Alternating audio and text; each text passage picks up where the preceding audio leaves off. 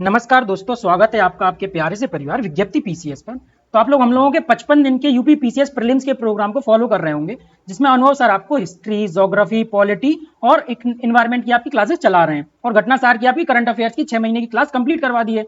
PP sir आपके लिए PYQ की क्लासेस करवा चुके हैं और एंशिएंट और मिडाइवल की क्लासेस आपकी कंप्लीट हो चुकी हैं। विकास सर आपके लिए मैपिंग की क्लासेस करा रहे हैं। जो क्लासेस आपने नहीं देखी हैं तो सारी प्लेलिस्ट में डली हुई हैं, आप उनमें प्लेलिस्ट में जाके सारी क्लासेस देख सकते हैं। अब कई साथियों के मैसेज आ रहे थे कि सर सीसेट की क्लासेस करवा दीजिए, सर इकोनॉमिक्स की क्लासेस करवा दीजिए, सर जो बची हुई क्लासेस हैं वो करवा दीजिए, जो छोटे छोटे सब्जेक्ट की क्लासेस होती हैं।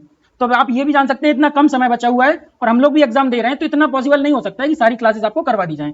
तो आपको सीसेट की ज्यादा डिमांड आने के कारण आपको कुछ 5 साल के प्रीवियस ईयर के क्वेश्चन कराए जा रहे हैं, जिसमें भी आपके वो इंपॉर्टेंट क्वेश्चन कराए जा रहे हैं जिनके रिपीट होने की काफी संभावना है। तो सबसे पहले यूपीपीसीएस के सीसेट के सिलेबस को देख लेते हैं। तो सीसेट के सिलेबस को हमने मोटा मोटा 5 भागों में बांटा है। मैथ्स, रीजनिंग, हिंदी, इंग्लिश और communication skills, interpersonal communication skills आती है, ठीक है, जिसमें से सभी में से 20-20 क्वेश्चन लगभग इनके मोटे मोटे आते हैं। 20 मैथ्स के क्वेश्चन, 20 रीजनिंग, 20 हिंदी, 20 इंग्लिश और 20 कम्युनिकेशन स्किल्स के। अब इसका सिलेबस देख लेते हैं कि इसमें कैसे कैसे क्वेश्चन आते हैं, उसी हिसाब से हम क्वेश्चन उसी हिसाब से अपनी क्लासेस को आगे चलाएंगे। पीवाईक्यू की आपके 5 साल की क्लासेस करवा दी जाएंगी, जिसमें मोटे मोटे आपको सब वो क्वेश्चन करवा दिए जाएंगे जिनके आने की संभावना है, जिस पैटर्न पे आते हैं। तो आपको एक पैटर्न फॉलो करवा दिया जाएगा, आप ये क्वेश्चन कर लेंगे तो आप सीसेट इजीली क्लियर कर लेंगे। उन बच्चों के लिए जिनको मैथ्स या सीसेट से थोड़ा सा डर लगता है, उनके लिए तो कोई दिक्कत नहीं होगी। जो मैथ्स और रीजनिंग और हिंदी इंग्लिश के बेस पे कर लेते हैं, उनको कम्युनिकेशन स्किल्स की जरूरत नहीं होती है। जो एक टॉपिक होता है, मेजर टॉपिक होता है, तो जिसकी मैथ्स और रीजनिंग अच्छी होती है वो सीसेट को क्वालिफाई कर लेते हैं। लेकिन कई बच्चे ऐसे होते हैं जिनका मैथ्स बैकग्राउंड नहीं होता है, तो उनको यूपीपीसीएस की सीसेट में भी काफी दिक्कत होती है। और जिस प्रकार से सीसेट थोड़ा सा हार्ड लेवल होता जा रहा है पीसीएस का भी, उस हिसाब से सीसेट में भी थोड़ा बच्चों को डर लगता है। बार बार लोगों को बच्चों के भी मैसेज आ रहे हैं कि सर सीसेट भी करवा दीजिए। तो पूरा सीसेट तो कराना पॉसिबल नहीं है, तो सीसेट को हम लोगों ने मेजर 5 भागों में बांट के पीवाईक्यू उठाए। पीवाईक्यू को एक साथ अरेंज करके आपको 5 साल के पीवाईक्यू करवा दिए जाएंगे। तो सबसे पहले ये देख लेते हैं कि किस टॉपिक से कितने क्वेश्चन आते हैं। तो ये देख सकते हैं हिंदी से आपके 25 क्वेश्चन लगभग आते हैं, इंग्लिश से भी आपके लगभग 15 क्वेश्चन। तो वही बता रहे हैं ना, हिंदी इंग्लिश से 40 क्वेश्चन हो रहे हैं, तो जो 20-20 क्वेश्चन मोटे मोटे हो गए। आपके इंटरपर्सनल कम्युनिकेशन स्किल से भी आपके लगभग 25 क्वेश्चन हो रहे हैं। फिर आपके उसके बाद रीजनिंग हो गई है, रीजनिंग से भी आपके लगभग 25 क्वेश्चन और मैथ से भी 15 से 20 क्वेश्चन आपके प्रीवियस ईयर में, और उसके भी 22 में भी देखिए आप 20-12 दोनों के मिला के भी आपके 15, 8 लगभग 23-25 क्वेश्चन हो रहे हैं। रीजनिंग के भी क्वेश्चन ज्यादा होते थे और मैथ्स के भी क्वेश्चन। तो अब ये देख सकते हैं कि 2-3 सालों से रीजनिंग का वेटेज 26 जरूर हुआ है, लेकिन इस साल वेटेज इसका कम रहा था। तो मैथ्स और रीजनिंग जिसकी अच्छी है वो तो मैथ्स रीजनिंग के बेस पे कर ले जाते हैं, लेकिन जिसकी अच्छी नहीं है उनको सीसेट में बड़ी दिक्कत होती है। तो मैथ्स, खासतौर से मैथ्स के वो क्वेश्चन आपको करवाए जा रहे हैं जिनके रिपीट होने की संभावना ज्यादा होती है, या जिनके कॉन्सेप्ट के आधार पर आप नए क्वेश्चन भी कर सकते हैं। तो सबसे पहले हम 23 से ही क्वेश्चन लेके चलेंगे, मतलब टॉपिक वाइज लेंगे, जैसे एलसीएम, एचसीएफ, फिर परसेंटेज, या जो भी एक टॉपिक है उस टॉपिक के 5 साल के पूरे क्वेश्चन उठाएंगे, फिर आपको वो एक साथ करवा दिए जाएंगे। तो सबसे पहला क्वेश्चन देखते हैं, ये है आपका एलसीएम और एचसीएफ। सबसे पहले आपको एलसीएम और एचसीएफ मोटा मोटा एक समझा देते हैं। एलसीएम आपका क्या होता है? Least common factor, highest common factor.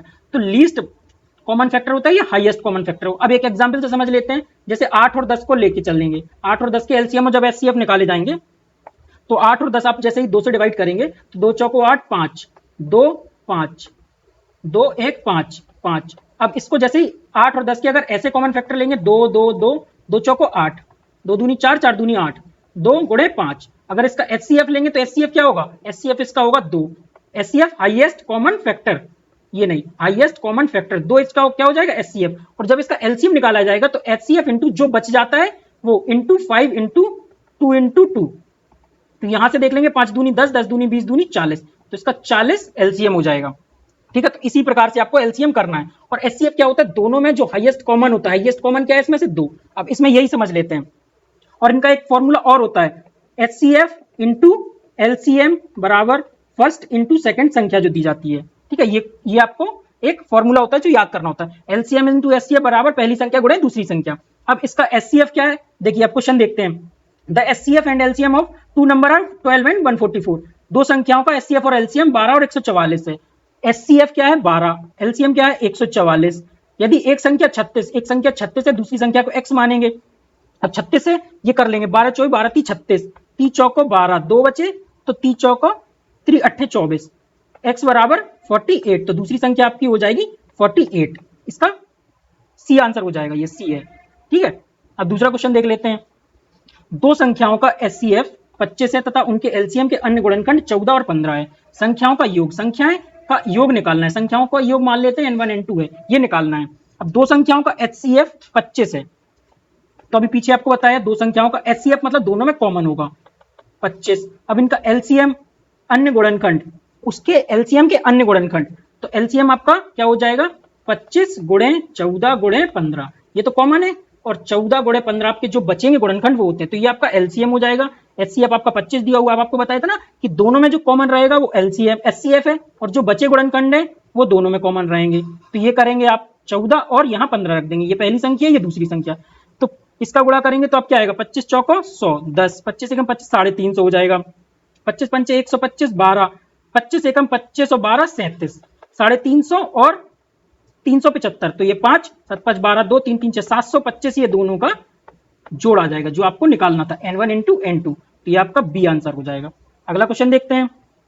तीन संख्याओं का अनुपात 3:4:5 है और उनके HCF और LCM क्रमशः 40 और 2400 है तथा उनमें सबसे बड़ी संख्या निकालनी है। वो कह रहा है सबसे बड़ी संख्या, द लार्जेस्ट नंबर इज, मतलब सबसे बड़ी संख्या कौन सी है। अब तीन संख्या कौन सी है, N1 N2 N3, 3:4:5 हो गया इनका। अब वो कह रहा है HCF और LCM क्रमशः 40 और 50 हैं। अब इधर अगर इनको XX मान लेंगे तो ये हो जाएगा 3x/4x/5x। अब आपको ये देखना है कि इनमें, आपको पीछे बताया HCF क्या होता है, तीनों में कॉमन होगा, क्या होगा तीनों में HCF कॉमन होगा, तो इनमें 40 इसमें भी होगा, 3x40 4x40 ratio 4x40 ratio 5x40, तो 5x40 हो जाएगा 200, तो आपकी सबसे बड़ी संख्या क्या हो जाएगी 200, इसका आंसर हो जाएगा सी।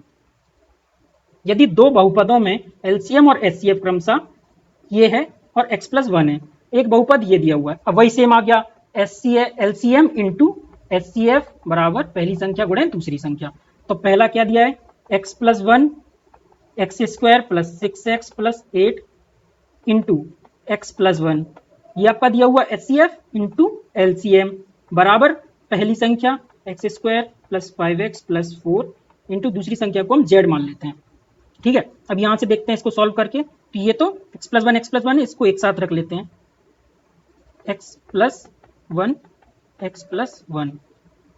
अब यहां इसको सॉल्व करते हैं, ठीक है। तो x², अब यहां इसको जब गुणनखंड तोड़ेंगे ना तो 4 × 2 होगा, तो x² + 2x + 4x + 8।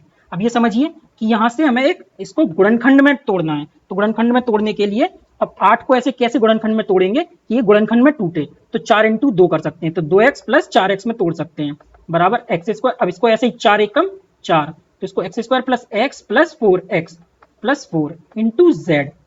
अब यहां से इसको सॉल्व करेंगे, ये तो सेम चलेगा, x इसमें से x कॉमन ले लेंगे तो x + 2 + 4 कॉमन ले लेंगे तो x + 2 = अब यहां से इसको सॉल्व करेंगे, इसमें से x कॉमन ले लेंगे x + 1, यहां से ले लेंगे +4 कॉमन x + 1 इंटू z, तो ये हो जाएगा x + 2 x + 4 x + 1 x + 4। अब यहां से आपका ये x + 1 कॉमन तो चल ही रहा था, अब यहां से काट देते हैं x + 1 से x + 1 x + 4 से x + 4 इंटू z, ये चल ही रहा है, तब ये क्या बचा z बराबर x + 1 इंटू x + 2। अब इनको गुणा कर देंगे, तो x से गुणा करेंगे तो x² + x + 2 + 2x, अब x + 2x x² + 3x + 2 x² + 3x + 2, देखिए आपका ये सी आंसर हो गया, ठीक है। तो ऐसे गुणनखंड में तोड़ना था, केवल इतना आपको चीज समझनी थी कि ये गुणनखंड में कैसे तोड़ना है। अब देखिए इसको सॉल्व करने के लिए गुणनखंड में जब तोड़ना होगा आपको, तो यहाँ से जैसे 8 दिया हुआ है तो 4 × 2 तो 4 दूनी 8, तो 4 + 2x में 4x + 2x में, यहाँ 4x + 1x में, तो इसको सॉल्व करेंगे आगे तो ये गुणनखंडों में टूटेगा, x + 2 x + 2 यहाँ x + 1 हो जाएगा। अब इनको कॉमन लेंगे, x + 1 x + 2 यहाँ हो गया, x + 2 x + 2 यहाँ हो गया, और ये जो बचा x + 4 ये यहाँ हो गया, x + 1 कॉमन है तो ये यहाँ हो गया, x + 4 बचा हुआ, x + 4 से x + 4 x + 1 से x + 1 कट गया, अब आपका x + 1 x + 2 बचा है, तो z बराबर x², जब इसको सॉल्व करेंगे तो x + 2 + 2x x² + 3x + 2, ये आपका आंसर हो जाएगा। अगला क्वेश्चन सेम ऐसे ही देखते हैं, x² - y² x³ - y³ और x³ - x² y - x/y² + y³ का LCM क्या होगा। ये आपको देखने में बड़े लग रहे होंगे, लेकिन जब आपको एक बार समझेंगे और सॉल्व करेंगे तो बहुत ज्यादा टफ नहीं लगेंगे। अब जैसे तीनों को अलग अलग सॉल्व करते हैं, इनका LCM क्या होगा, तीनों में जो कॉमन होगा मतलब HCF इंटू जो बचेगा तो रिमेनिंग, ठीक है, ये LCM होगा। अब तीनों को अलग अलग सॉल्व करते हैं, x² - y², तो a² - b² का फॉर्मूला क्या होता है, a + b a - b, ठीक है, x Q minus y Q. तो a q minus b Q का फॉर्मूला अगर फॉर्मूला नहीं है तो एक बार फॉर्मूला आपको याद करने होंगे, कुछ कुछ फॉर्मूलेस होते हैं जो इसमें याद किए जाते हैं। X Q minus y Q, तो x Q minus y Q का फॉर्मूला क्या होगा, तो x minus y x square plus y square plus x y. यहाँ याद रखिए 2xy नहीं होगा, एक्स वाई होगा, ये ध्यान रखना है बस इसमें। और यहाँ अगर a cube plus b Q का फॉर्मूला देखेंगे तो क्या होता है, a plus b a square plus b square minus a b, ये आपके दो फॉर्मूले होते हैं। ठीक है, तो अब ये आप यहाँ आ गए। अब तीसरा सॉल्व करते हैं, x Q minus x square y minus x y square plus y q. अब इनमें से देखिए कॉमन क्या क्या आ रहा है, तो इसमें से देखिए एक्स स्क्वायर कॉमन लेंगे तो एक्स माइनस वाई, ठीक है, एक्स स्क्वायर कॉमन लिया तो एक्स माइनस वाई, माइनस यहाँ से क्या कॉमन लेंगे वाई स्क्वायर, तो यहाँ क्या बचा एक्स। अब ये जब माइनस कॉमन ले लिया तो अंदर प्लस की जगह ये माइनस हो जाएगा आपका, तो एक्स माइनस वाई। अब दोनों में एक्स माइनस वाई कॉमन आ गया तो एक्स माइनस वाई को एक साथ ले लेंगे, x minus y x square minus y square. अब इसको फिर से खोलेंगे तो क्या हो जाएगा, ये x plus y x minus y. ये फिर से कौन सा फॉर्मूला लग गया, a cube a square minus b square, same ये वाला फॉर्मूला लग गया। तो a square minus b square a plus b a minus b x minus y, तो ये क्या हो जाएगा x plus y x minus y का होल स्क्वायर। ठीक है, अब ये हो गया, यहाँ एक्स माइनस वाई है तो अब सबसे कॉमन लेना है सबसे पहले। तो क्या क्या कॉमन है, देखिए एक्स प्लस वाई यहाँ है कॉमन के बाद, अब सबसे पहले यहाँ क्या बचेगा, एलसीएम लेना है। जब तो एलसीएम आपको पीछे ही समझाया कि एलसीएम एचसीएफ जो कॉमन है, मतलब हाई एलसीएम का मतलब होता है लीस्ट कॉमन, लेकिन सबसे जो हाईएस्ट संख्या होती है, जैसे आप अगर यहाँ ले रहे थे 8 और 10 तो 2 गुणे 2 गुणे 2 2 गुणे 5, तो यहाँ से हमने 2 की पावर 3 लिया था जो हाईएस्ट इंटू 5, तो 2 की पावर 3 हाईएस्ट ली थी, इसकी पावर हाईएस्ट ली थी जो रिमेनिंग बचा था, इसलिए यहाँ लेंगे। अब एक्स प्लस वाई यहाँ है और एक्स प्लस वाई यहाँ है तो एक ही कॉमन है तो एक्स प्लस वाई लेंगे। अब x प्लस वाई यहाँ का हो गया, अब x माइनस वाई और x माइनस वाई का होल स्क्वायर है तो यहाँ से x माइनस वाई की बड़ी घात x माइनस वाई का होल स्क्वायर, मतलब जो बड़ी घात होगी वो बड़ी घात लेंगे हम यहाँ से। अब ठीक है, ये हो गया। अब क्या बचा हुआ, ये हो गया, ये हो गया, ये हो गया, ये दोनों भी हो गया। अब ये बचा हुआ है आपका x square plus y square plus x y. तब ये देखिए आपका कहीं आ रहा है x plus y x minus y का whole square x minus y का होल स्क्वायर एक्स, क्या आ गया आपका, इसका आंसर आपका सी बन गया। ऐसे ही आपको सबसे बड़ी घात कॉमन लेनी है और इसको जब जैसे गुणनखंडों में तोड़ेंगे आप तो ये सॉल्व होता है। और आपको दो फॉर्मूले लगाने हैं, x square minus y square का और x Q minus y Q का, ये फॉर्मूले लगाएंगे आपको, इनको गुणनखंडों में तोड़ेंगे तो आप जैसे ही तोड़ेंगे तो ये आपके तीनों कॉमन आ जाएंगे, तो आप ऐसे ही इसका एलसीएम निकाल सकते हैं।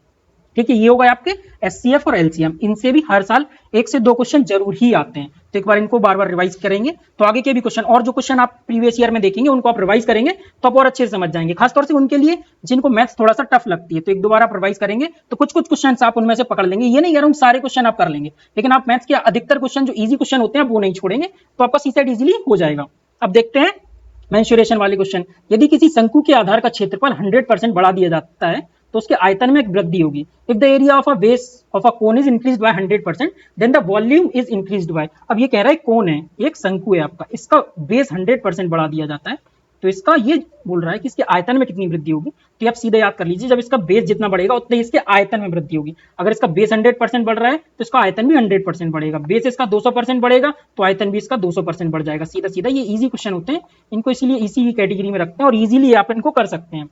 तो जितना भी इनका बेस बढ़ेगा उतना ही इनका वॉल्यूम बढ़ जाएगा। ठीक है, तो अगर इनको फॉर्मूला वाइज करेंगे तो बहुत लेंथी जाएंगे ये, इसलिए जितना इनका बेस बढ़ेगा उतना ही इनका वॉल्यूम बढ़ेगा, ये आप याद रखेंगे तो कर सकेंगे इसको। अगला क्वेश्चन देखते हैं, दो बेलनों ए तथा बी के आधार के अर्धव्यास, अर्धव्यास मतलब कि सेमी डायमीटर, अब दो बेलन लेंगे अर्धव्यास तो इनका अर्धव्यास क्या होगा, इनकी त्रिज्या, व्यास पूरा होगा डायमीटर और इनका सेमी डायमीटर क्या होगा, इनकी त्रिज्या। ठीक है, ये याद रखिए, यहाँ बस थोड़ा सा यही समझने वाली बात है।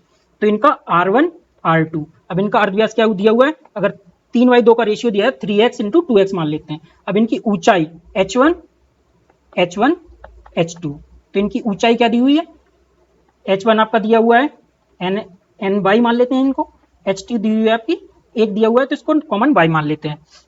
अब क्या कह रहा है, यदि बेलन का आयतन a और बेलन के आयतन b से 3 गुना है तो बेलन का आयतन वॉल्यूम 1 बराबर 3 वॉल्यूम 2 है, वो ये कह रहा है। तो बेलन का आयतन हमको पता है, बेलन का आयतन का देखिए फॉर्मूला भी आपको लिख दिया गया, पाई R1 स्क्वायर H 3 × पाई R2 स्क्वायर H2 H1। अब यहाँ से आप देखेंगे पाई से आपका पाई कट जाएगा।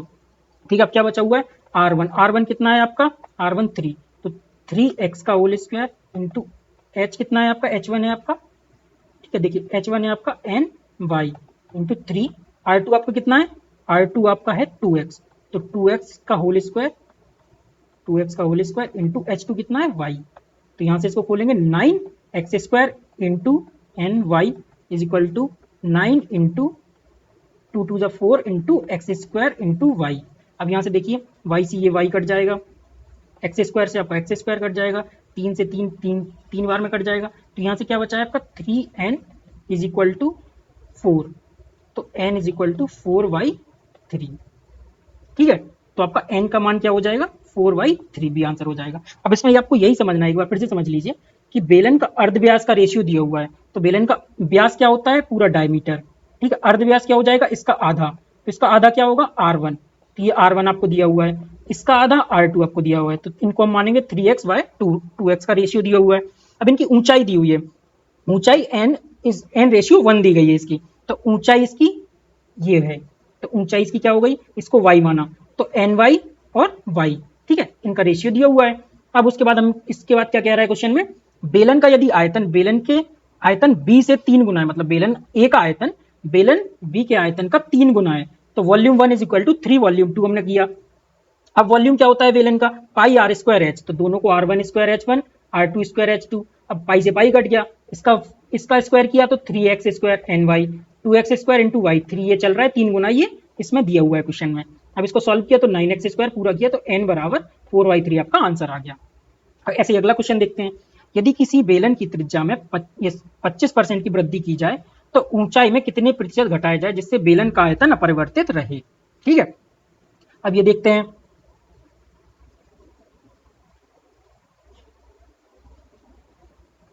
तो देखिए इसको सॉल्व करते हैं।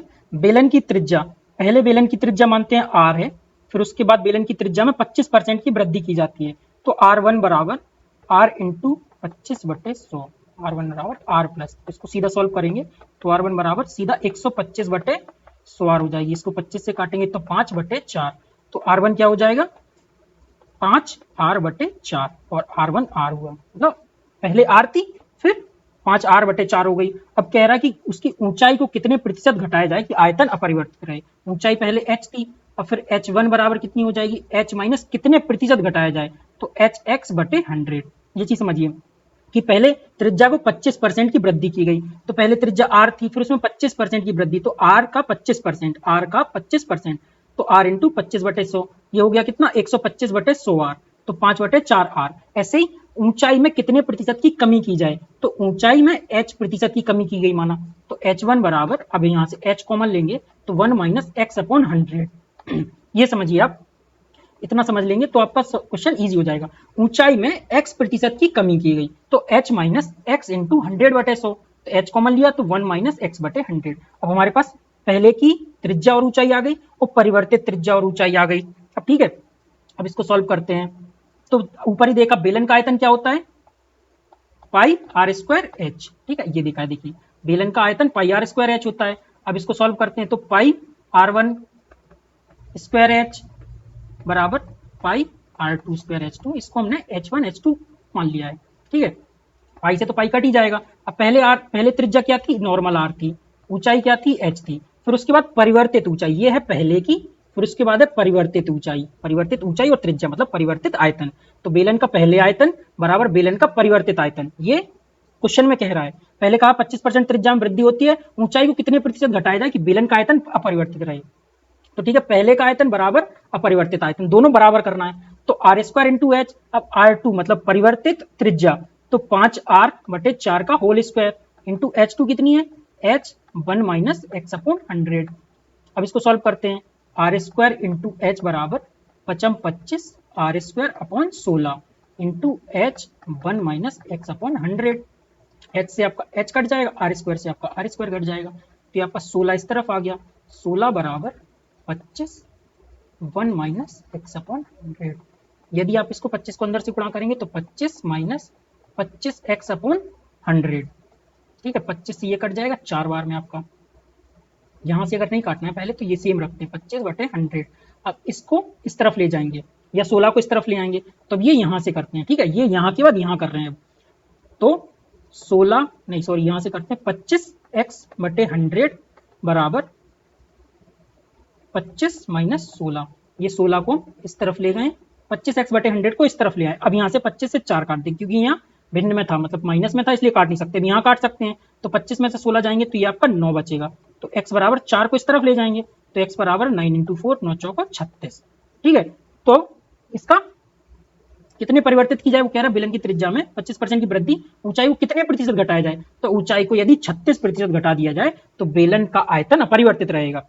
एक बार समझिए, ये टफ नहीं है, थोड़ा सा समझेंगे तो हो जाएगा। बेलन की त्रिज्या में 25% की वृद्धि की गई, तो बेलन की पहले त्रिज्या हमने देखा r थी, 25% की वृद्धि करके देखा तो ये हो गया 5r/4। 25% वृद्धि मतलब 125/100, तो 5r/100। उसके बाद ऊंचाई को कितने प्रतिशत घटाया जाए, तो ऊंचाई पहले h थी तो उसको x प्रतिशत घटाया, h × x/100। h इसमें से कॉमन लिए 1 - x/100। h ये आ गई आपकी परिवर्तित ऊंचाई और परिवर्तित त्रिज्या दोनों आ गई, परिवर्तित त्रिज्या और परिवर्तित ऊंचाई आ गई, और पहले त्रिज्या ऊंचाई थी तो दोनों के बेलन के आयतन को बराबर रख दिया, बेलन का आयतन 1 आयतन 2 बराबर कर दिया, उसको सॉल्व किया तो आपकी परिवर्तित ऊंचाई आ गई। कितने प्रतिशत घटाया जाए, तो 36% घटाएंगे तो बेलन के जो आयतन रहेंगे वो अपरिवर्तित रहेंगे। अगला क्वेश्चन देखते हैं, यदि गोले की त्रिज्या, अब ये गोला है कि आपको समझिए, ये होता है वृत्त, वृत्त होता है आपका 2D में, गोला होता है आपका 3D में, कंफ्यूज नहीं होना। यदि किसी गोले की त्रिज्या को 2 सेंटीमीटर बढ़ाते हैं तो उसके पृष्ठ का क्षेत्रफल 352 सेंटीमीटर बढ़ जाता है, तो गोले की त्रिज्या क्या होगी। अब वो कह रहा है गोले की त्रिज्या को 2 सेंटीमीटर बढ़ाया जाता है, तो माना पहले गोले की त्रिज्या r थी, r1, फिर उसके बाद मतलब r थी, फिर उसको बढ़ाया जाता है, तो r1 बराबर r+2 बढ़ाया जाता है। फिर उसके बाद कहता है कि उसका क्षेत्रफल 352 सेंटीमीटर बढ़ जाता है, तो गोले की त्रिज्या क्या होगी, तो गोले का पृष्ठीय क्षेत्रफल 4πr² होता है, तो गोले का जब बड़ा हुआ पृष्ठीय क्षेत्रफल होगा 4π, r कैपिटल ले लेते हैं, r² - r1, क्योंकि बढ़ गया है ना, तो पहले बढ़ी हुई त्रिज्या माइनस पहले की त्रिज्या को घटाएंगे तो इसका जो क्षेत्रफल है वो निकल के आ जाएगा। तो ये समझना है बस क्वेश्चन में। तो 4πr1 मतलब ये बढ़ा हुआ जो इसका पृष्ठीय क्षेत्रफल है माइनस पहले का क्षेत्रफल, तो इसके बराबर होगा 352, जो इसका पृष्ठीय क्षेत्रफल जो बढ़ जा रहा है। ठीक है, अब इसमें से घटाएंगे तो 4π कॉमन ले लेंगे, r1² - r² बराबर 352। ठीक है, अब 22/7 पाई की वैल्यू होती है, पाई की वैल्यू क्या होती है 22/7, लमसम में वैल्यू 22/7 ही होती है। अब r1 क्या है, r मतलब कि r1 और r2, r1 को r ही माना है तो r², सॉरी परिवर्तित वाली है ये, तो r2 - r1 का स्क्वायर, तो परिवर्तित कितनी है r+2, तो r+2 का होल स्क्वायर। ये समझिए, परिवर्तित में से पहले की घटाएंगे तब इसका बड़ा हुआ क्षेत्रफल निकल के आएगा, तो 4πr2² - 4πr1², परिवर्तित में से पहले की त्रिज्या, ये परिवर्तित है, परिवर्तित में से पहले की त्रिज्या घटाएंगे तो इसका परिवर्तित पृष्ठीय क्षेत्रफल आ जाएगा। 4π कॉमन लिया, r2 - r1 का होल स्क्वायर, तो r2 क्या है आपका, r2 इसको r1 कर लेते हैं, तो r2 आपका r+2, ये परिवर्तित त्रिज्या है आपकी, r2 परिवर्तित त्रिज्या है, r+2 का होल स्क्वायर माइनस उसके बाद पहले की त्रिज्या r² बराबर 352। अब यहां से चाहो तो काट लो, 4 से 4 8 32, 4 8 32, 22 चौको 88, तो यहाँ 4 बचेगा, यहाँ 7 बचा हुआ है। ठीक है, अब r+2 का होल स्क्वायर को फॉर्मूले को खोलेंगे तो r² + 2 का square 4 plus 2 × r, a² + b² + 2ab, r+2 का होल स्क्वायर खोला ना, a + b का whole square, a² + b² + 2ab minus r²। अब ये 7 को इस तरफ ले जाएंगे तो 4 × 7 ये हो जाएगा आपका 28। अब इसको r² से आपका r² कट जाएगा। ठीक है, अब आपका क्या बचा है, 4 + 2 × 2 4r = 28। 4 को इस तरफ ले आएंगे तो 4r बराबर 28 - 4। ठीक है, तो ये 28 - 4 हो जाएगा 24, 4 से आप काटेंगे तो 6 चौको 24, तो r बराबर 6 सेंटीमीटर। तो ये आपका आ गया 6 सेंटीमीटर आंसर। तो गोले की त्रिज्या क्या थी, गोले की त्रिज्या 6 सेंटीमीटर थी, जब उसको 2 सेंटीमीटर बढ़ा दिया जाए तो r1 आपका हो जाएगा 6 सेंटीमीटर, जो आपका आंसर है।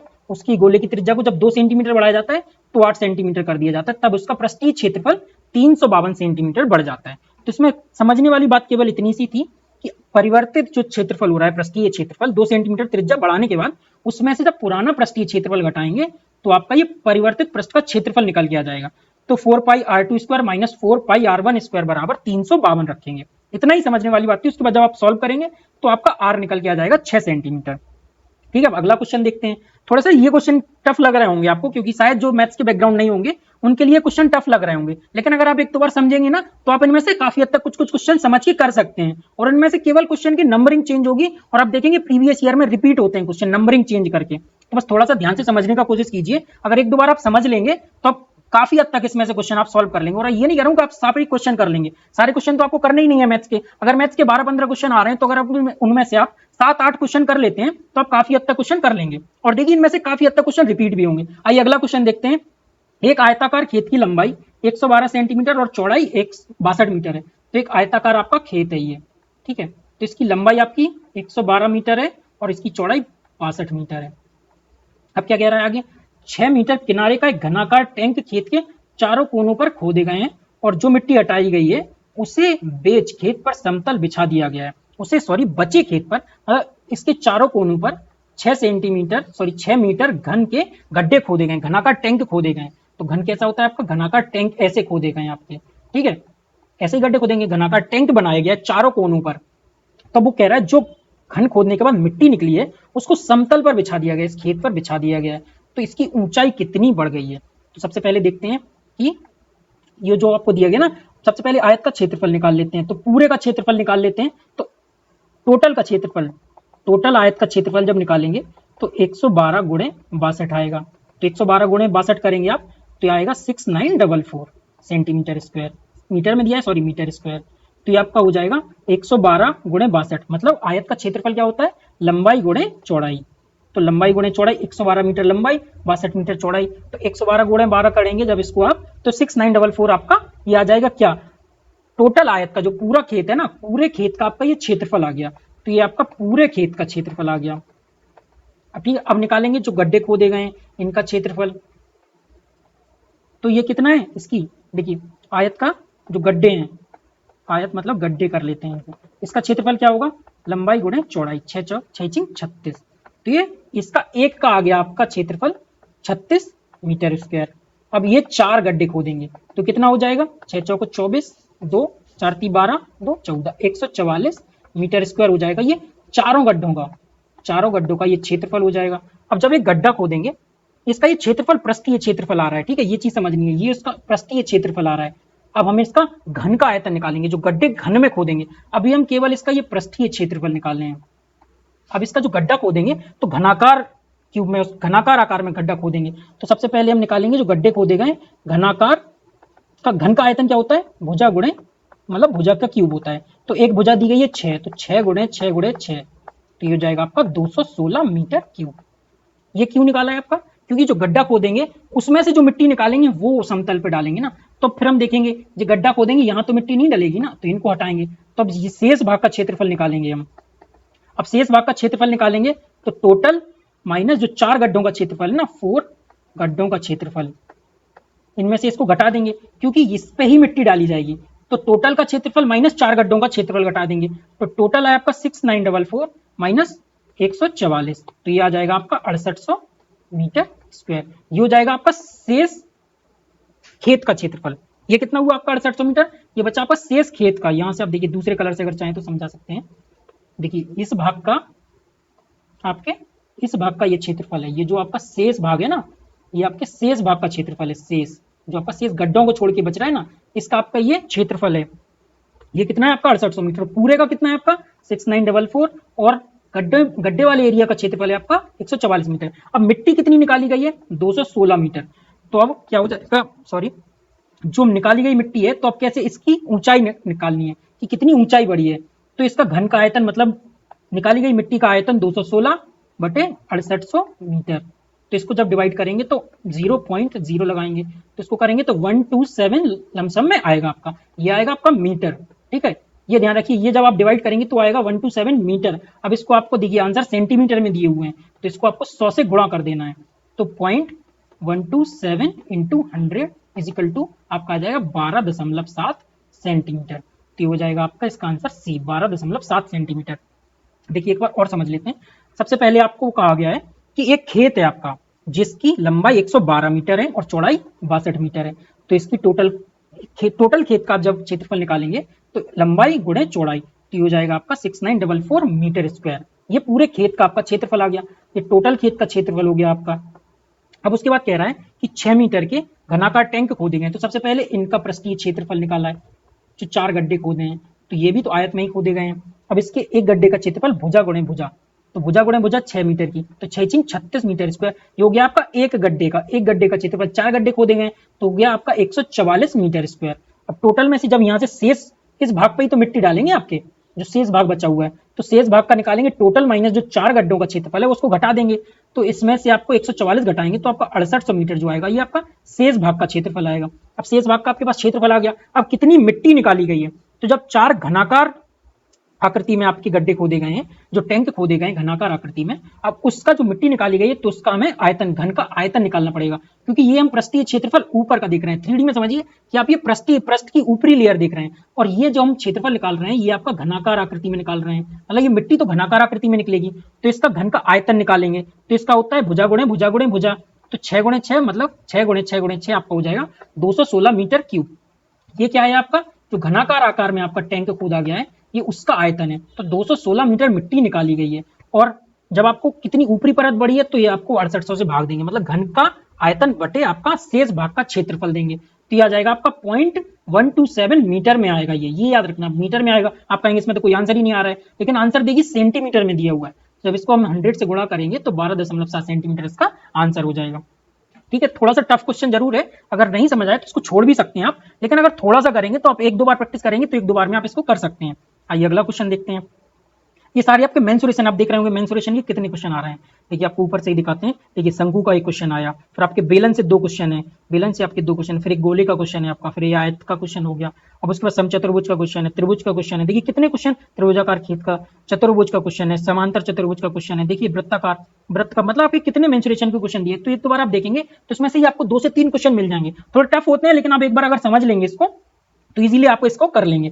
किसी समचतुर्भुज के, अगला क्वेश्चन देखते हैं, किसी समचतुर्भुज के विकर्ण, तब समचतुर्भुज क्या होता है, जिसकी आमने सामने की दोनों भुजाएं बराबर होती हैं, तो समचतुर्भुज होता है। एक क्वेश्चन भी पीवाईक्यू में दिया हुआ था कि मतलब सभी वृत्त समचतुर्भुज होते हैं, तो ये सही था, लेकिन उसने दूसरा पॉइंट दिया हुआ था कि सभी समचतुर्भुज वृत्त नहीं कह रहा हूं, सभी वर्ग यहां लिख देता हूं, सभी वर्ग समचतुर्भुज होते हैं, तो ये तो सही है कि सभी वर्ग होंगे, उसके आमने सामने की भुजाएं बराबर होंगी, लेकिन सभी समचतुर्भुज वृत्त नहीं होंगे, ये स्टेटमेंट आपका गलत था। यही आपके प्रीवियस ईयर में दिया हुआ था, क्वेश्चन 23 में ही दिया हुआ है, तो ये आपका गलत हो जाएगा, स्टेटमेंट वाइज क्वेश्चन दिया हुआ है, क्योंकि इनके आमने सामने के कोण बराबर होते हैं, इनके आमने सामने के कोण बराबर होते हैं, लेकिन इसके चारों कोण बराबर होते हैं। ठीक है, वर्ग के चारों कोण बराबर होंगे, समचतुर्भुज के आमने सामने के कोण बराबर होंगे, तो सभी वर्ग तो समचतुर्भुज हो जाएंगे, लेकिन सभी समचतुर्भुज आपके वर्ग नहीं होंगे, ये स्टेटमेंट आपका गलत हो जाएगा। ये आपका क्वेश्चन में दिया हुआ था। अब ये क्वेश्चन देखते हैं, समचतुर्भुज का एक विकर्ण दे रहा है कि आपका ये 32 सेंटीमीटर है, और एक विकर्ण आपका दे रहा है ये 24 सेंटीमीटर है, तो इसका परिमाप क्या होगा। ठीक है, समचतुर्भुज का आपका परिमाप निकालना है, तो परिमाप के लिए क्या करना होगा आपको कि देखिए ये आपका विकर्ण दिया हुआ है 32 सेंटीमीटर। ठीक है, चलिए दूसरे उससे दिखा देते हैं। देखिए ये आपका दिया हुआ है 32 सेंटीमीटर, ये आपका दिया हुआ है 24 सेंटीमीटर, तो इनका जब आधा करेंगे तो ये हो जाएगा आपका 16 सेंटीमीटर, ये हो जाएगा आपका 12 सेंटीमीटर, तो ये हो जाएगा आपका 16 सेंटीमीटर, ये हो जाएगा आपका 12 सेंटीमीटर। अब आपको ये निकालना है, इसका परिमाप निकालने के लिए एक भुजा निकाल लेंगे तो इसका परिमाप निकल आएगा, क्योंकि समचतुर्भुज का परिमाप क्या होता है, 4 गुणे भुजा। ठीक है, ये तो जानते ही है, नहीं जानते तो ये भी देख लीजिए, समचतुर्भुज का परिमाप होता है एक भुजा निकाल लेंगे, 1 2 भुजा 3 4, चारों भुजा को जोड़ देंगे तो समचतुर्भुज का आपका परिमाप निकल आएगा। अब आपको एक भुजा 2 भुजा दिए, अभी आपका बन गया त्रिभुज, तो इसमें पाइथागोरस प्रमेय लगा देंगे जब आप, तो ये हो जाएगा आपका आधार बराबर हो जाएगा। अगर आपको इसको ए बी सी डी मान के करेंगे, यहाँ ई मान लेंगे, तो यहाँ से देखिए ए बी स्क्वायर बराबर A E square plus B E square, Pythagoras प्रमेय से। अब पाइथागोरस आप जानते हैं, पाइथागोरस प्रमेय क्या होती है, आधार स्क्वायर बराबर लंब स्क्वायर प्लस कर्ण स्क्वायर। तो अब इसको जब फॉर्मूला को सॉल्व करेंगे तो ए बी स्क्वायर निकालना है, तो ए कितना दिया हुआ है 16 का स्क्वायर प्लस 12 का स्क्वायर, ये आपका ए बी स्क्वायर चले गई, 16 का स्क्वायर 256 होता है और 12 का स्क्वायर 144, तो इनको जब आप जोड़ेंगे तो ये हो जाएगा 400। तो आप 16 का स्क्वायर निकालेंगे 256 और 12 का स्क्वायर 144, तो जोड़ेंगे तो आपका हो जाएगा 400, तो ए बी स्क्वायर बराबर हो जाएगा आपका 400, तो ए बी बराबर हो जाएगा अंडर रूट, ये हटाएंगे तो यहाँ आ जाएगा, तो ये हो जाएगा 20। अब आपकी एक भुजा निकल आई है, आप देखेंगे इस भुजा का मान आपका निकल आया 20, तो चारों भुजाओं को गुणा करने के लिए इंटू 4 कर देंगे, तो इंटू 4 करेंगे तो ये आपका 80 सेंटीमीटर आ जाएगा। अब देखिए एक भुजा आपकी ये 16 थी, यहाँ से त्रिभुज बन गया, एक 12 थी, तो आधार आपने जब निकाला तो 16 का स्क्वायर प्लस 12 का स्क्वायर 256 प्लस 144 400 हो जाएगा आपका ये। अब जब 400 हो जाएगा तो ए बी का अंडर रूट करेंगे आप, अंडर रूट लाएंगे तो 20 बचेगा, 20 का गुणा जब 4 में करेंगे तो ये 80 आ जाएगा, तो ये आपकी डीएस का आंसर हो जाएगा। तो समचतुर्भुज का परिमाप आपका 80 निकल आ जाएगा। अगला क्वेश्चन देखते हैं। एक त्रिभुज की प्रत्येक भुजा उसकी अन्य दो भुजाओं की लंबाई के योग से 4 सेंटीमीटर कम है। एक त्रिभुज मान लेते हैं, मान लीजिए ये त्रिभुज है ए बी सी। अब वो क्या कह रहा है, इसकी प्रत्येक भुजा अन्य दो भुजाओं की लंबाई के योग से 4 सेंटीमीटर कम है, तो त्रिभुज का क्षेत्रफल सेंटीमीटर स्क्वायर में बताइए। तो सबसे पहले त्रिभुज की एक भुजा वो कह रहा है प्रत्येक भुजा अन्य दो भुजाओं के योग से 4 सेंटीमीटर कम है, तो ये एक बन गया। और दूसरा क्या कह रहा है, बी बराबर अन्य दो भुजाओं के योग से 4 सेंटीमीटर कम है, प्रत्येक भुजा उसकी अन्य दो भुजाओं की लंबाई के योग से 4 सेंटीमीटर कम है, तो ये दूसरा बन गया। सी बराबर, अब ये बचा ए प्लस बी माइनस 4, तीसरा बन गया। अब इसको सॉल्व करके ए बी सी के मान निकालेंगे, तो सबसे पहले एक और दो को सॉल्व करेंगे, तो एक ए बराबर बी प्लस सी माइनस 4, और यहाँ से जब ए है तो ए यहाँ रखेंगे, और यहाँ समझिए अब यहाँ से ए की वैल्यू कैसे निकालेंगे, सी और 4 को उस तरफ ले जाएंगे, सी और 4 को इस तरफ ले आएंगे, तो ए बराबर बी माइनस सी प्लस 4, ए बराबर बी माइनस, यहाँ रखेंगे बी माइनस सी प्लस 4। अब इनमें से जब इनको घटाएंगे तो ये प्लस हो जाएगा, ये माइनस, तो ये कट जाएगा, ये कट जाएगा, तो ये आपका 2c बराबर माइनस माइनस 2c माइनस 8 बराबर 0, तो 2c बराबर 8, c बराबर 4, सी निकल आया। अब ऐसे ही दूसरे और तीसरे को पहले और तीसरे को जब इक्वेशन को सॉल्व करेंगे, 3 इक्वेशन बन गई हैं। पहली इक्वेशन को दूसरी के साथ सॉल्व किया तो सी की वैल्यू आ गई, पहली इक्वेशन को जब तीसरे के साथ सॉल्व करेंगे तो वैल्यू एक और निकलेगी। तो ये ए बराबर बी प्लस सी माइनस 4 पहली इक्वेशन ली, अब दूसरी में भी ए की वैल्यू रखेंगे, तो ए बराबर इन दोनों को फिर से उस तरफ ले जाएंगे।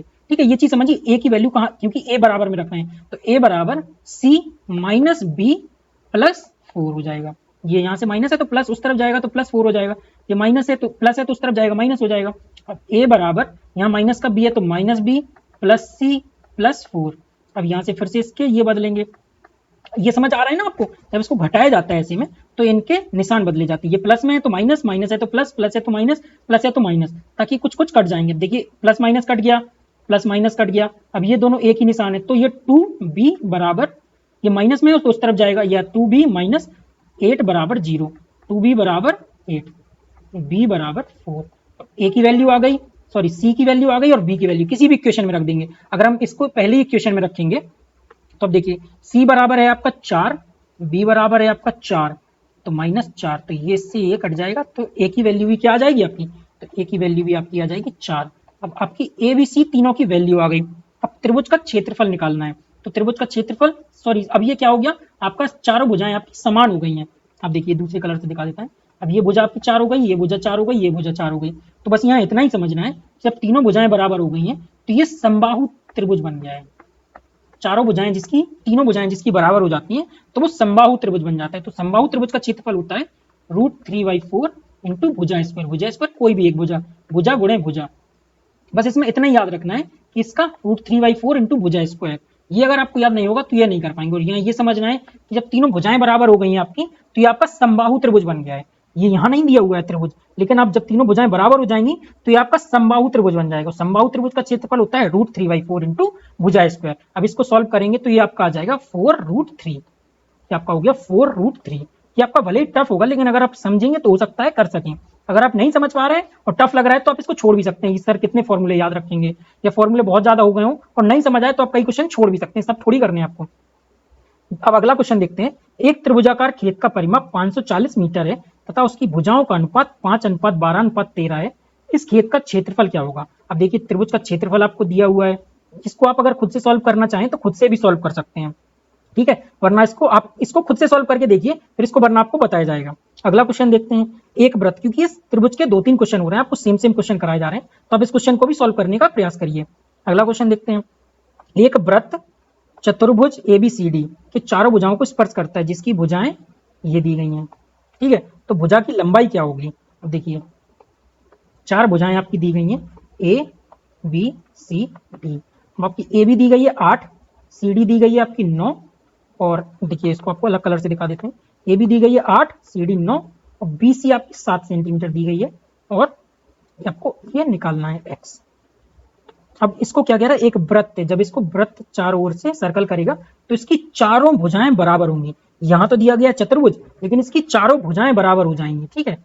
तो चारों भुजाएं मतलब कि आपका ये समचतुर्भुज बन जाएगा, जिसकी आमने सामने की दो भुजाएं बराबर हो जाएंगी, जिसकी आमने सामने की दो भुजाएं बराबर होंगी, क्योंकि ये वृत्त से घिरा हुआ है। तो अब इसकी ये क्या फॉर्मूला हो जाएगा, a B plus C d, मतलब कि ये देखिए a B plus C d, आपकी ए बी सी डी बराबर हो जाएगी आपकी बी सी और ए डी से। तो आपकी A B plus C D बराबर B C plus A D. तो यह कि आपकी A B plus C D बराबर B C plus A D. अब ए बी आपकी कितनी दी हुई है 8, आपकी सी डी कितनी दी हुई है 9, प्लस 9 बराबर बी सी आपकी 7 प्लस ए डी, ठीक है। और 9 8 17 बराबर 7 प्लस ए डी। 9 8 17 हो जाएगा आपका, और ये आपका 7 दिया हुआ है प्लस ए डी। तो इसको इस तरफ लाएंगे तो ए डी बराबर 17 माइनस 7 बराबर 10 हो जाएगा, ये तो आपका 10 आंसर हो जाएगा, ठीक है। अब अगला क्वेश्चन आप सॉल्व करिए। अब अगला क्वेश्चन देखते हैं इसको। एक वृत्ताकार मार्ग की बाहरी और भीतरी परिमापों का अनुपात 23:12 है। एक वृत्ताकार मार्ग है और एक इसकी बाहरी और भीतरी, ये है 23 का और ये है इसका अनुपात 22 का अनुपात। अब वो कह रहा है इन दोनों के बीच की जो चौड़ा पथ है तथा मार्ग, इन दोनों के बीच जो मार्ग है, देखिए इन दोनों के बीच एक मार्ग दिया हुआ है, ये वाला, ये आपका एक रोड दिया हुआ है। इसकी लंबाई वो कह रहा है ये 5 सेंटीमीटर है, सॉरी 5 मीटर है। तो आंतरिक भाग के वृत्त का इसका व्यास निकालना है हमें, इसका डी व्यास निकालना है, तो इसकी त्रिज्या आर होगी। अब इसकी त्रिज्या आर है तो बड़े वाले वृत्त की त्रिज्या क्या होगी, आर प्लस 5, ठीक है, आर प्लस 5। तो पहले वृत्त का परिमाप 23 इंटू पहला वृत्त बराबर 22 इंटू दूसरा वृत्त, तो 23 इंटू 2 पाई R1 बराबर 22 इंटू 2 पाई R2, ठीक है। अब 2 पाई R1 अपॉन 2 पाई R2 बराबर 22/23, 2 पाई से आपका ये 2 पाई कट जाएगा। अब आपका R1 कितना दिया हुआ है, देखिए R1 मतलब ये वाला वृत्त, तो R1 दिया हुआ है आपका R बटे R2 है आपका R प्लस 5 बराबर 22/23। इनका क्रॉस मल्टीप्लाई करेंगे तो 23, यहाँ देखिए 23 R बराबर 22 R प्लस 22 पंचे 110, 22 का यहाँ क्रॉस मल्टीप्लाई किया तो 23 R बराबर 22 R प्लस 110, 22 पंचे 110। अब इसको इस तरफ लाएंगे तो 23 R माइनस 22 R बराबर 110, तो R बराबर 110 निकल आया। अब आंतरिक वृत्त की आपकी ये त्रिज्या निकल आई, ये वाली निकल आई आपकी, ये क्या हो गई आपकी 110। अब पूछा है व्यास क्या होगा, आप 110 नहीं मार देंगे। अब देखिए इसका व्यास पूछा है तो 110 इंटू 2 220, तो ये आपका आंसर हो जाएगा 220, 110 नहीं मारेंगे। चलिए अब यहाँ से आपके मेंसुरेशन के काफी क्वेश्चन थे जो हमने मेंसुरेशन के क्वेश्चन किए हैं। मेंसुरेशन के क्वेश्चन आप एक बार करिए, वृत्त, त्रिभुज, आयत, समचतुर्भुज, बेलन, इनके आप एक एक दो फॉर्मूले हैं, अगर कुछ कुछ के फॉर्मूले आप याद कर लेंगे तो इनके काफी हद तक क्वेश्चन आप मेंसुरेशन के कर लेंगे। और जो एक दो क्वेश्चन आपके छोड़े गए वो आप एक दो क्वेश्चन को सॉल्व करने का प्रयास कीजिए, अगर नहीं होंगे तो आप कमेंट कीजिए, आपको वो भी सॉल्व कराए जाएंगे कमेंट बॉक्स में या अगली वीडियो के माध्यम से, ठीक है। तो अब यहाँ से हम देखते हैं मीन्स, मोड, मीडियन। इसके भी आपसे 2 से 3 क्वेश्चन, एटलीस्ट 2 क्वेश्चन हर साल तो जरूरी ही पूछे जाते हैं। तो पहले समझ लेते हैं कि होते क्या है मीन्स, मोड, मीडियन। तो मीन्स का मतलब होता है आपका माध्य, माध्य मतलब होता है एक प्रकार से जो एवरेज होता है ना। अब जैसे मान लीजिए हो जाए 2 5 8 10, अब जैसे 5 संख्याएं दी हुई हैं तो इसका तो एवरेज आप देखेंगे बीच की संख्या निकल आएगी। अगर इनको 4 संख्याएं दी गई हैं तो फिर चारों को जोड़ेंगे, या ज्यादा संख्याएं दी गई हैं तो बीच की 2 संख्याओं को जोड़ेंगे। तो जैसे 4 संख्याएं हैं तो 2 + 7, 2 + 5 + 8 + 10 डिवाइडेड बाई 4, ये एवरेज हो जाएगा। तो एवरेज आपको निकालना पता ही होगा, एवरेज तो एक प्रकार से सब निकाल लेते होंगे। जैसे 20 और 30 का एवरेज निकालना है तो 20 + 30/2 तो 50/2 25 आएगा। ये ऐसे एवरेज निकलती है, इसी को आपका मीन बोला जाता है, ठीक है। उसके बाद आता है आपका मोड। मोड को क्या बोलते हैं, बहुलक। मोड मतलब होता है most of the data extended, मतलब कि जो सबसे ज्यादा रिपीटेड होता है, मोस्ट रिपीटेड थिंग्स। जैसे मान लीजिए आपका दिया हुआ 1 2 2 2 3 3 3 3, ये दिया हुआ है मान लीजिए आपका, तो यहाँ से आपका सबसे क्या रिपीटेड हो रहा है 3, तो इस सीरीज का मोड हो जाएगा आपका 3, ठीक है। तो मीन समझे, एवरेज होता है, मोड मतलब जो सबसे ज्यादा बार रिपीटेड होता है। तो बहुत इजी क्वेश्चन होते हैं। जैसे आपको देखिए मोड पे कोई क्वेश्चन अगर हो तो मोड पे क्वेश्चन दिखाएंगे आपको, चलिए आगे ही दिखाते हैं आपको, पहले पूरा समझ लेते हैं। उसके बाद होता है मीडियन। मीडियन मतलब होता है मध्य का, जैसे कि मान लीजिए 1 2 3 4 5 6 7 8 8 चीजें दी गई हैं, या एक और जोड़ लेते हैं, एक 9 दी गई है, तो इसका सबसे मध्य का क्या भाग हो जाएगा, पांचवा। 1 2 3 4 5, लेकिन इनको सीरीज से लगाना है, पहले आरोही क्रम में लगाना है, सबसे पहले अवरोही सॉरी बढ़ता हुआ क्रम लगाना है आपको।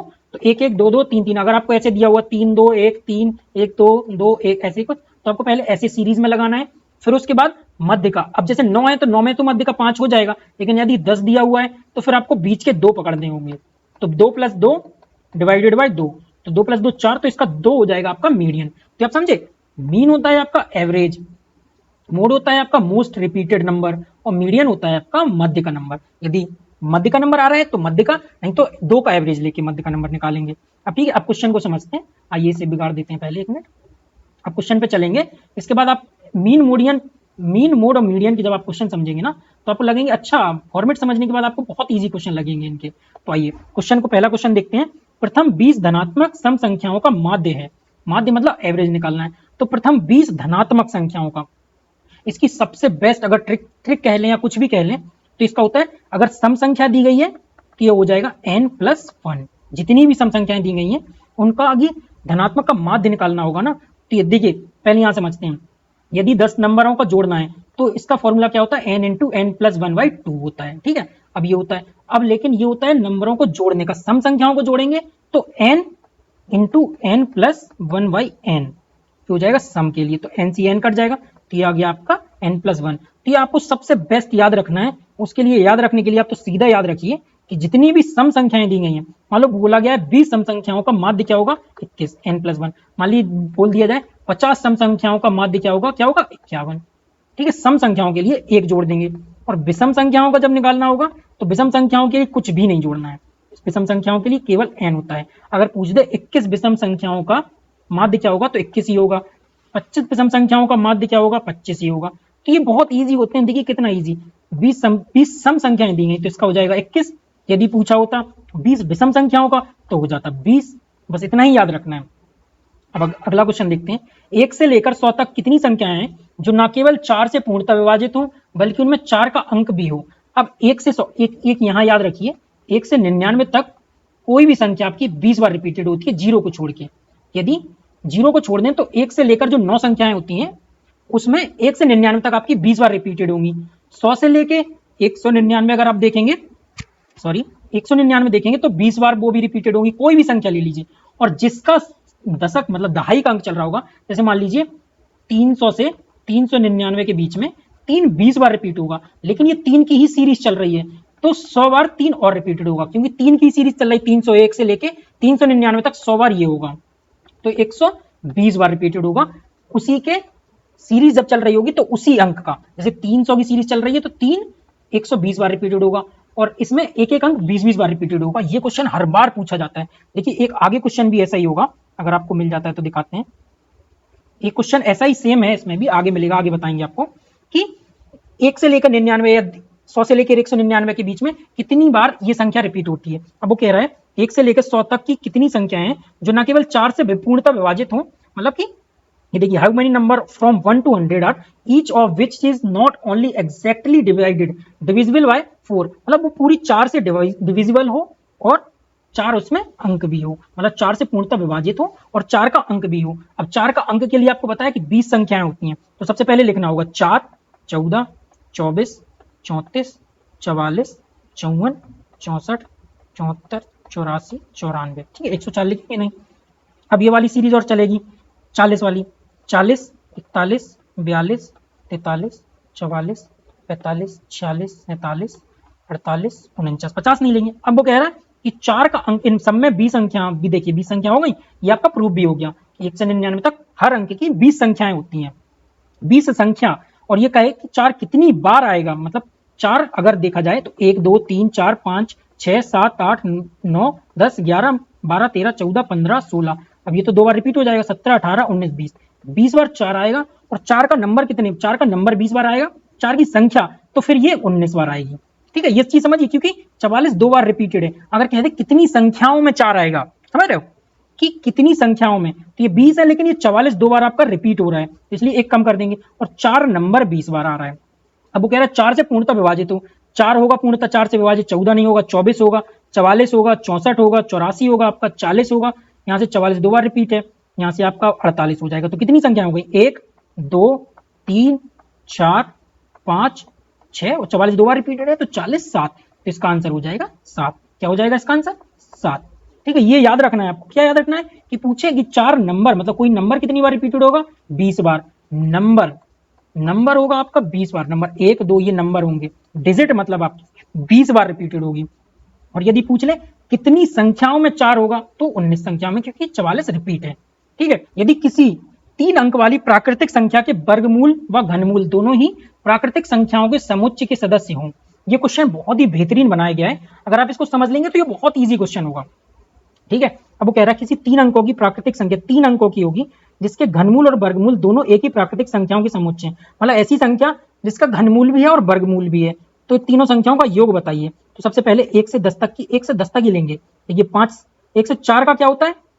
4 का अगर पहले इनका वर्गमूल घन निकालेंगे तो 4 का घन क्या होगा? 4 चौके 16 64। तो ये 3 अंक की संख्या नहीं है तो हो जाएगा 5 6 7 8 9। अब 10 का तो 1000 हो जाएगा तो ये कट जाएगा। अब संख्या निकल के आएंगी आपकी ये 5। ठीक है, तो 5 का घन क्या होगा? 125। 6 का क्या होगा? 6 36 216। 7 का क्या होगा? 7 7 89 289। 8 का क्या होगा? 343। 9 का क्या होगा? 729। ठीक है, ये आपके सबके घन निकल के आ गए हैं इन संख्याओं के। ये सारी 3 अंकों की संख्या है इसलिए लिए गए हैं। ये 4 का भी ले सकते हैं लेकिन 4 का तो 2 ही है और 10 का आपका 1000 हो जाएगा, इसलिए 10 को नहीं लेंगे। तो ये चीज समझ रहे हैं? 5 6 7 8 क्यों लिया है? 125 216 289 343 729, क्योंकि ये 3 अंकों की प्राकृतिक संख्याएं हो रही हैं। अब इनमें से देखिए देखिए सब तो घनमूल हैं, तो घनमूल तो अब निकालेंगे नहीं। जब हम समझ रहे हैं कि सबके ये घनमूल हैं तो घनमूल हम निकालेंगे नहीं। अब ये देखेंगे वर्गमूल किसके हैं। देखिए 125 का वर्गमूल कोई नहीं होता है, 216 का नहीं होता है, 289 का नहीं होता है, 343 नहीं, 729 27 का वर्ग होता है। 27 का वर्ग होता है, 9 का क्यूब होता है। तो ये 729 संख्या निकल के आई जो एक वर्गमूल भी बनेगी एक घनमूल भी बनेगी। अब बोल रहा है कि इन संख्याओं का योग, तो 7 + 2 + 9, 7 2 9 9 18। तो ये आंसर आपका 18 हो जाएगा। समझ गए ये क्वेश्चन? अगला क्वेश्चन देखते हैं। अब देखिए यहाँ से आपके सीरीज के क्वेश्चन शुरू हो जाएंगे, तो ये आपको सॉल्व करना है। इसको आप सॉल्व करके कितने इसके फैक्टर बचेंगे अभाज्य गुणनखंड, जो फिर उसके बाद फैक्टराइजेशन उसका नहीं होगा। तो सबसे पहले लिख लेते हैं 1/6 की पावर 12 इंटू 8 की पावर 25 3/4 की पावर 15। अब इसको करते हैं 6 को क्या लिख सकते हैं? 2 × 3। तो 1/2 की पावर 12 3 की पावर 12। 8 को क्या लिख सकते हैं? 2 की पावर 3 25 इंटू 3 की पावर 15/2 की पावर 2/15 की पावर 15। अब इसको सॉल्व करेंगे 1/2 की पावर 12 इंटू 3 की पावर 12। अब ये 25 दिया 75 हो जाएगा। 2 की पावर 75 इंटू 3 की पावर 15/2 की पावर 15 दूनी 30 हो जाएगा। ठीक है, तो 30 और 12 2 की पावर हो जाएगा आपका। यहाँ से देखिए 2 की पावर 75 इंटू 3 की पावर 15/2 की पावर 30 + 12 42। ये समझते हैं? ये जुड़ जाएंगी पावर जो सेम होंगी, इंटू 3 की पावर 12। अब यहाँ से इन दोनों को घटा देंगे, इनमें से इनको घटा देंगे क्योंकि डिवाइड हो रहा है। तो 2 की पावर 75 - 12 इंटू 3 की पावर 15 - 12। तो 2 की पावर में से 42 है ना, ये 75 में से 42 जाएगा तो 3 2 की पावर 33 3 की पावर 3। तो कितनी फैक्टर कितनी बचे हैं आपके? 2 × 2 × 2 23 बार और 3 × 3 × 3 3 बार, 3 × 3 × 3 3 बार और 2 × 33 बार। तो 33 + 3 36 ऐसे अभाज्य गुणनखंड होंगे जिसको और आगे फैक्टराइजेशन नहीं किया जा सकता है। तो इसका आंसर हो जाएगा आपका डी। समझ गए? इसको फैक्टराइजेशन करेंगे और उसकी घात पावर घटाएंगे, मतलब सबसे लीस्ट नंबर ले आएंगे। तो 2 और 3 में ले आए, इसकी जो पावर बचेगी अब इसकी कोई पावर कम नहीं होगी, तो ये 36 पावर बची है।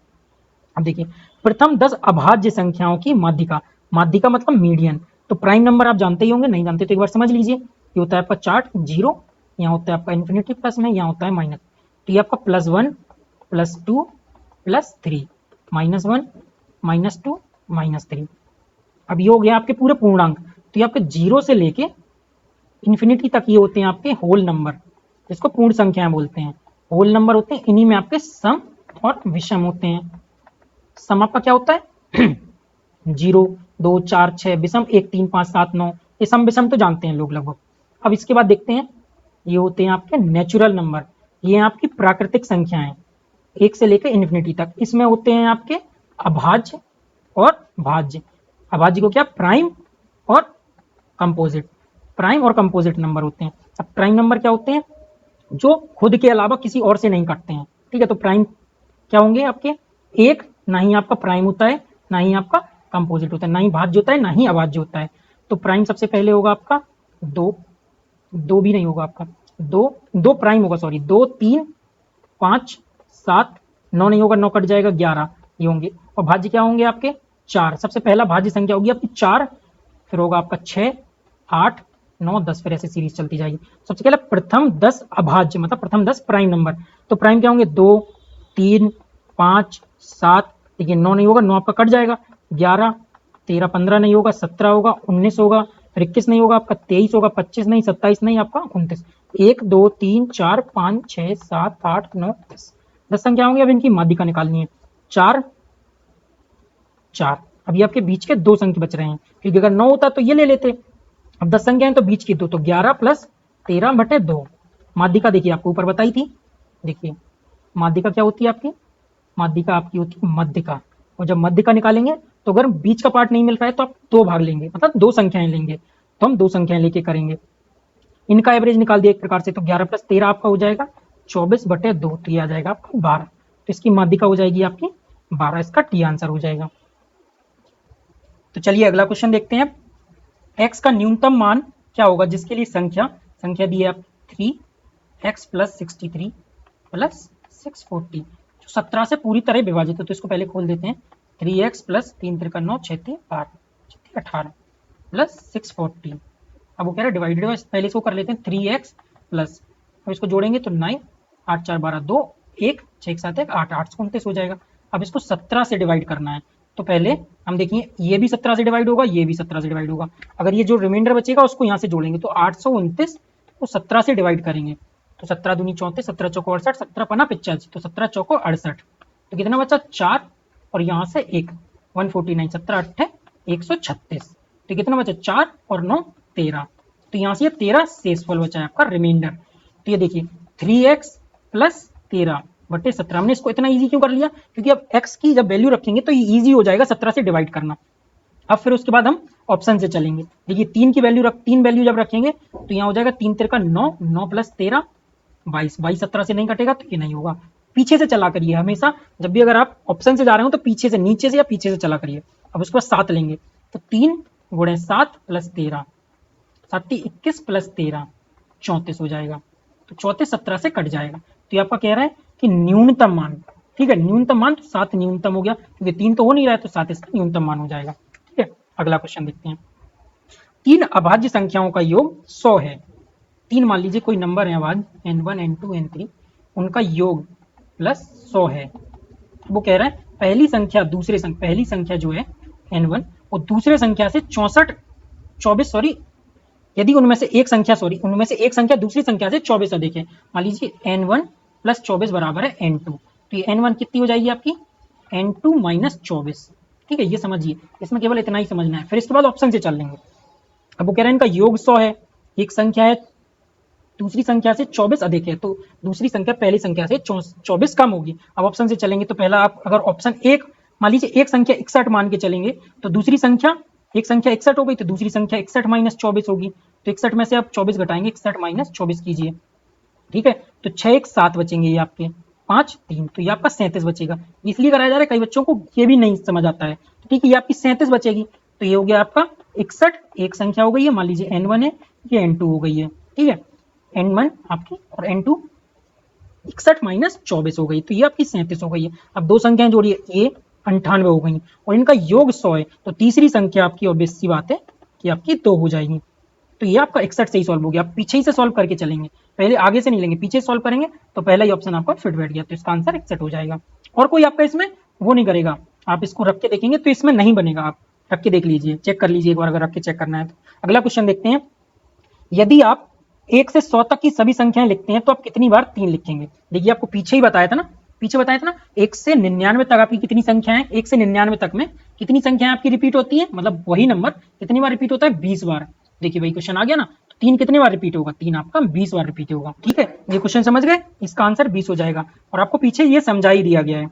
लगभग आपके आधे क्वेश्चन कंप्लीट हो चुके हैं। अब आधे क्वेश्चन हम अगले पार्ट में कर लेंगे, इसको बड़ी वीडियो होने के कारण 2 पार्टों में डाला जा रहा है। तो क्लास करने के लिए धन्यवाद।